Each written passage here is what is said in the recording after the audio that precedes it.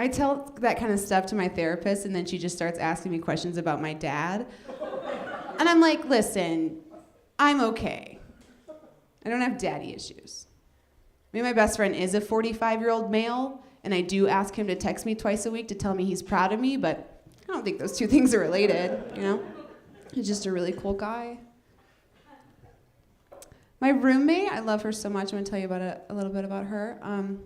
She's 8 years older than me, which I never feel it like, and she feels it. I know she does, because she comes to me with all these issues, all these problems, boy stories, and I give her my advice, and she just goes, Anna, you don't get it.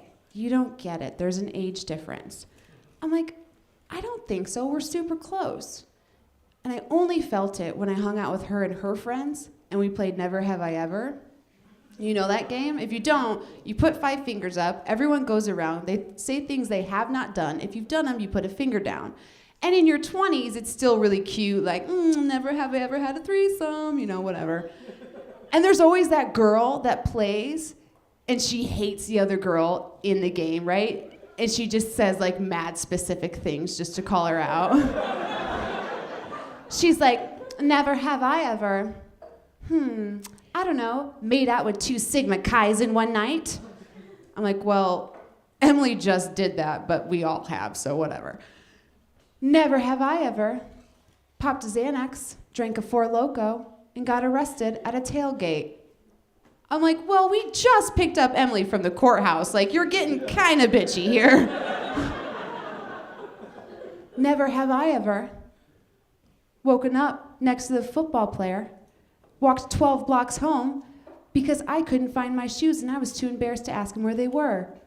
I'm like, Emily's blisters, seriously, haven't even healed yet. You're being terrible.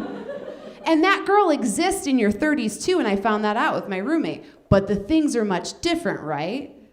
So we're all playing, I'm excited. I suggested the game, because no one's really talking to me. I don't have anything in common with these people, but I'm like, this will get us, you know, and I don't win or lose. Like, I've done stuff, but like, not really, you know? So I'm always in the middle, it's always fun.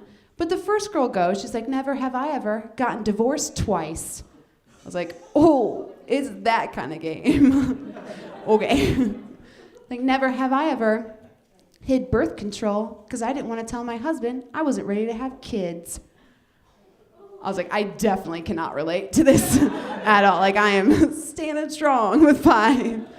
Then finally, she's like, never have I ever smoked weed and got lost in a Ralph's.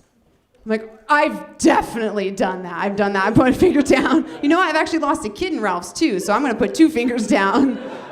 I was a nanny, just like a really bad one. You know?